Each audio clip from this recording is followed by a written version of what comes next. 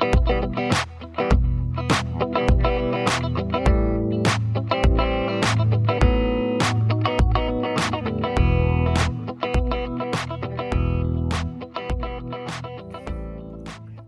back to another My Kids Locker COVID-19 Ed podcast. This is Victoria Wolders, your host. I am a mom, a grade 4 teacher, and a Canadian. And I have taken the time to be able to create these episodes as learning lessons. This is my opportunity to be able to give back. Over the last couple of years, I've been telling stories to my kids, Sarah and James, at their bedside, about a magical world called the Oak and Eagle Kingdom. I have been recording episodes called the Empathy Tales podcast. Now what I've done is, because of the COVID-19 pandemic, I have now taken those stories and I have created educational lessons. Well, today you will get one of those stories and one of the educational lessons. If you'd like to reach out to me at mykidslocker.com, I would love to hear from you. Also, as I work through the episode, we will be working through 3 parts. Part 1 will be listening, Part 2 will be creating, and Part 3 will be innovating. Today, our episode is called The Woman, the Webs, and the Witch. I think you will enjoy this episode. And as you work through it, it'd be lovely for you to take pictures or videos and upload them to your favorite social media platform and hashtag MyKidsLocker and hashtag COVID-19Ed. Well, I hope that you enjoy this story, The Woman, the Webs, and the Witch. And now we are moving on to part 1. To part 1. Are you comfy? Are you cozy? Well, get ready to listen. Well, welcome to part 1. So, in part 1 today, we are going to be sharing a quote. And the quote will be from the beautiful story called The Woman, the Webs, and the Witch. So, the quote says, "As all of their tears fell onto the ground, there was a beautiful crystal oak tree that grew as a testimony of healing." Well, there are many days where I have felt sad. Have you felt sad too? Sometimes we cry when we're sad. I know I have. And there are people around the world right now that are struggling. As we face the COVID-19 virus, we have people around us that are helpers, that are serving in many different ways, whether it's in hospitals, whether it's teaching, whether it's picking up the garbage, whether it's putting beautiful signs up on their windows of encouragement, whether it's going on social media and putting positive narratives of encouragement. There are so many people out there trying to bring beauty. However, there are times when we cry and we're sad. This story talks about a woman who loses something, and she cries. When was the last time you were upset? Think about the last time someone you knew was upset. Perhaps this is an opportunity of connection. Perhaps this is an opportunity to pause, to think about yourself and the other person and how you can help them. Sometimes it's just sitting with them. Just sitting in silence. Sometimes it's just giving them a smile. So just remember, as we go throughout the days and weeks and months, and as our community faces the COVID-19 virus, I want you to take some time to think about how you can help people and just be able to be there for them. Well, thank you for listening to the part 1. We're going to be moving on to part 2. And you'll get an opportunity to learn more about the story. Here we go. Hi everyone, welcome back to part 2 today. We are going to create something amazing and let's get crafty. Bye. Well, here we are in part 2. And today we are going to be working through the acronym TALE, T-A-L-E, which means that on Tuesdays we work through T, meaning tell. Wednesdays is A for art. Thursdays is L for layout. And Fridays are E for express. So today is Wednesday, and we're going to be working on art today. So grab out your pencil crayons, your felts, enjoy. Maybe you perhaps might have some Play-Doh or some clay, or maybe you're just outside and you're using some twigs or grass or moss. You choose, you decide, whatever medium and element you want to use to create your explanation of the story would be lovely. Well, today, the woman, the webs, and the witch. Let me tell you a little bit about the story. You're going to learn about a magical woman whose fingers weave webs and a daughter who creates magic from her fingertips. And there's a witch who wants to destroy their creations. Only through compassion, empathy, and kindness can they all be helped. So, learn a little bit today about the magical woman and her daughter's love and care for the witch that was so angry and upset. And I hope today you will be able to enjoy the story, The Woman, the Webs, and the Witch. Once upon a time, a long time ago, there was a woman named Woven, and the woman lived just outside of a village in the Oak and Eagle Kingdom. She lived in a cottage, and she lived with her daughter named Glisten. Her husband has passed away many years ago, and it was just her and her daughter. Woven had some very magical powers. She was able to make spider webs, and often her weaving would happen late at night. She wouldn't be able to go to sleep, and she would go out to her pasture, and she would weave these beautiful spider webs. Then, in the morning when the sun was rising, her daughter Glisten would get up, and Glisten had many very magical powers, and she would put glistening special dewdrops on the webs. She would put these glistening dewdrops on the spiders and while the spider webs, and while the people were going towards the village every morning, they would always look at Woven and Glisten's pasture and say, "Wow, what a beautiful pasture they have." They were proud. They didn't have much money, but they both had these special talents. Glisten and Woven had a talent to create these beautiful, intricate webs and would help spiders with a beautiful new home. The daughter Glisten would be able to put dewdrops on the beautiful spider webs, and they would sparkle in the sunlight. Well, one morning, after the daughter had put her dewdrops on the spider webs, a witch came walking by. The witch's name was Discontentment, and she was an unhappy woman. She was not a pleasant woman to be around because she was a very angry person. Discontentment lived on the other side of the village, and she lived with her own daughter named Sadness. The only thing was that on the other side of the village there used to be green pastures, but now there were deserts. This was the witch's home, and Discontentment lost connections with people in the village because she became angry. Many people did not want to be around Discontentment and Sadness.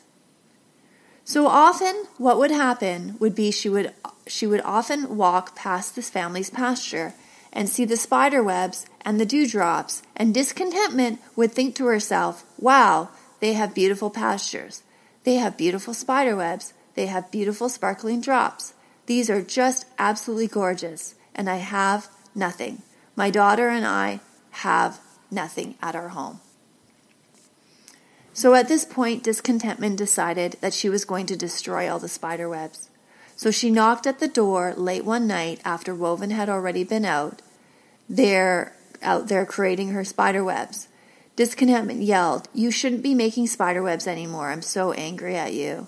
I do not want you to make any more." Woven said, "Well, why not?" Discontentment replied, "Well, because your daughter and you are creating spider webs for spiders, and I don't like spiders. Your daughter is putting precious dewdrops on them to show off to everyone, and yet at my cottage we have not a single drop of water." And with that, Discontentment lifted up her wand and cast a spell on Woven's hands. Woven said, "Why did you just do that?" The witch laughed and turned away mumbling, "I don't like your webs. And I don't like you." The next morning, the girl woke up and she saw her mother crying. She said that she had had a visit from the witch, and the witch had taken her powers for the spider webs away. So Glisten started crying, and she was so sad. She walked out to the pasture knowing that this was the last morning that she was going to put her dewdrops on the remaining spider webs. Yet, as you know, she had magical powers. So what happened was, as she was walking along and seeing these intricate webs, sadness grew in her heart. Glisten knew she would never see her mother's beautiful work again because of the curse. Her tears started to fall, and her tears started to fall on these beautiful spider webs. Because of Glisten's compassion and empathy she had for her mother, her tears turned the beautiful spider webs into sparkling crystal. She noticed that every single spider that a tear fell on turned into a beautiful crystal as well. As the sun was rising, she noticed all these beautiful crystal spider webs with anyone. As she picked up these groups of glistening crystal spiders and webs, she brought them to her mother, saying, "Mother, I know we are poor, but we have been granted good fortune. We have now gotten the magical teardrops to be able to turn into crystal spider webs and spiders. We can use this money to help us at home." Woven hugged her daughter. "These are so beautiful. I never knew you had this magic in you." So what they did was collect all the crystal spiders and spider webs. There was probably about 50 crystals, and they took them in a bag to the village of Hope. The villagers were amazed at the beautiful spider webs and spiders. Never once did Woven, who was hurting, ever share that there was a curse that was given to her and that she would never be able to make her beautiful spider webs again. They found people who wanted to buy these crystals, and many of them bought them for quite a bit of money. Throughout the village of Hope, these beautiful crystals hung. There were spider webs in their windows, in the tailor's window, the butcher's window, and all throughout the castle walls. They would glisten and send rainbows throughout the village of Hope. The village became a glistening light of reflective beauty from these special crystals. As Woven and Glisten were walking out of the castle walls with their purse full of money, they noticed a small path that led to the desert of the Forgotten.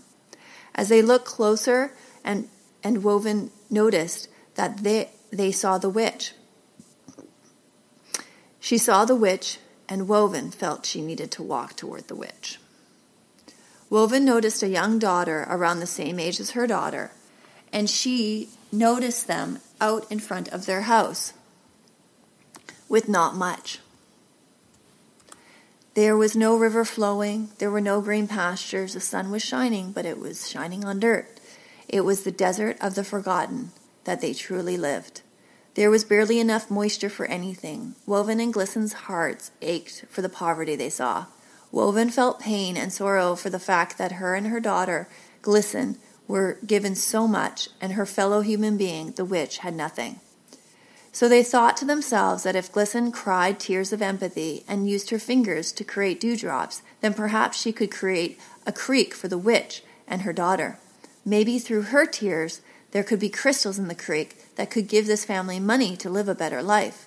Maybe through the magical gift that Glisten had, there can be many gifts given to her fellow human being, the witch Discontentment.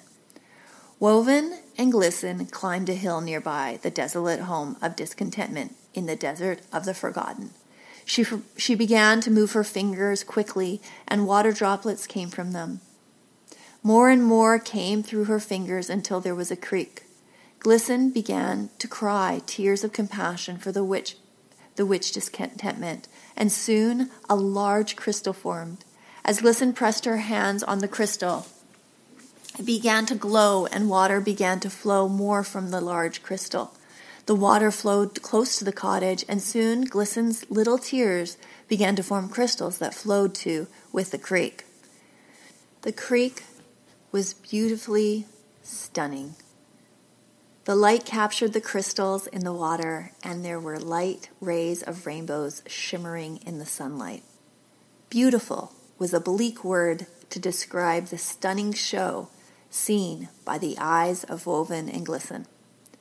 Within an hour, the creek had turned to a river. Woven and Glisten stared in awe of the river. And they thought, how are we ever going to have this continue with just one crystal producing this much water? So they looked up to the sun, they looked around, and they thought maybe what we could do is put our hands together. If we put some sort of beautiful snow patch or a glacier at the top of this hill, they held their hands together, Woven knowing that she would never be able to create a spider web again. She thought maybe she might have enough power to create a glacier. So they put their hands together and beautifully formed a glacier at the top of this high hill. They saw the witch Discontentment outside her door, and she was smiling. Soon the witch's daughter was splashing in the water. Woven and Glisten went down the hill, and they stood in front of the witch and her daughter with open arms. We're sorry that you didn't have any rainfall on your side of the hill, but we want you to know that you have water now, and we care.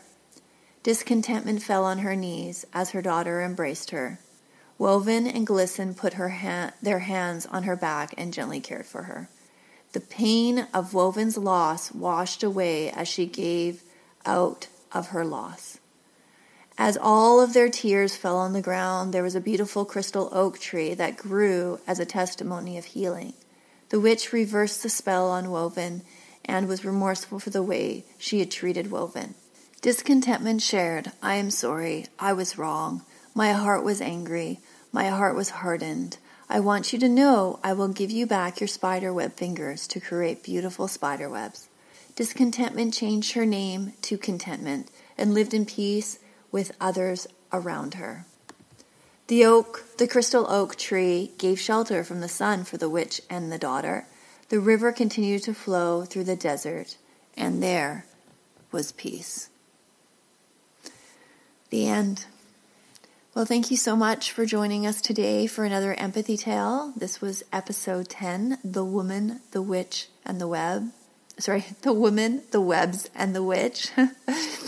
And I hope that, this story helped you learn a little bit about loss, but also about forgiveness and giving.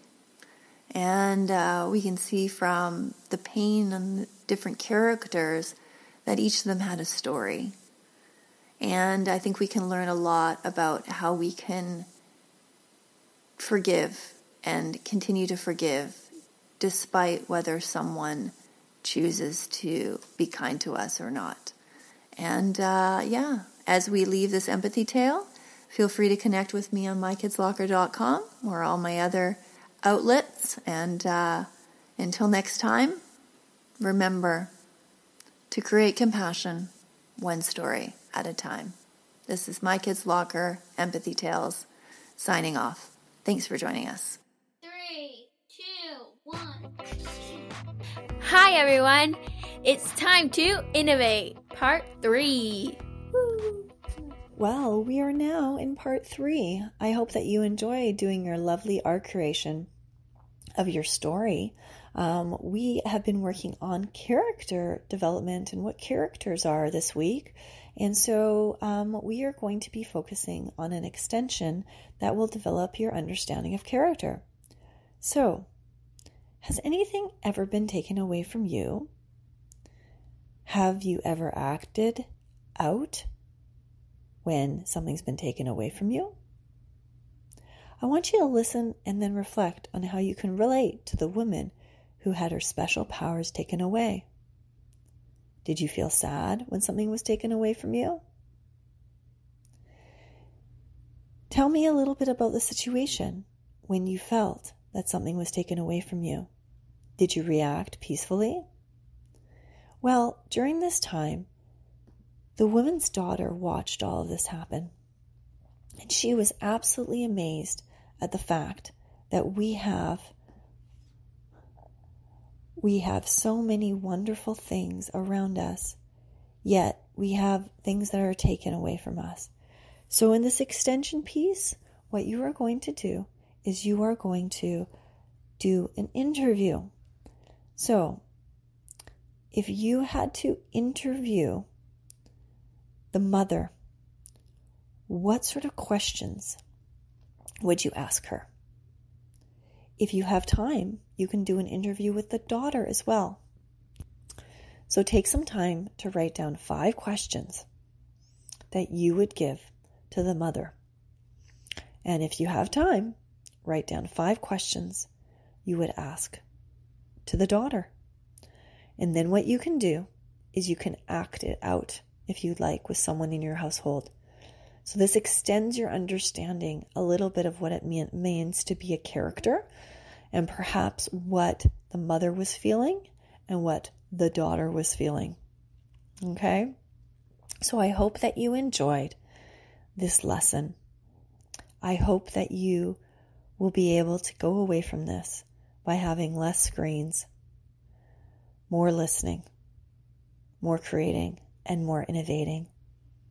I hope that you can reach out to me at mykidslocker.com and show me your creations at #mykidslocker or #COVIDED19. Or should I say, #COVID-19ed. Well, I hope you have a wonderful day. This is Victoria Wolders signing off from My Kids Locker COVID-19ed podcast. Until next time, continue to listen, create, and innovate.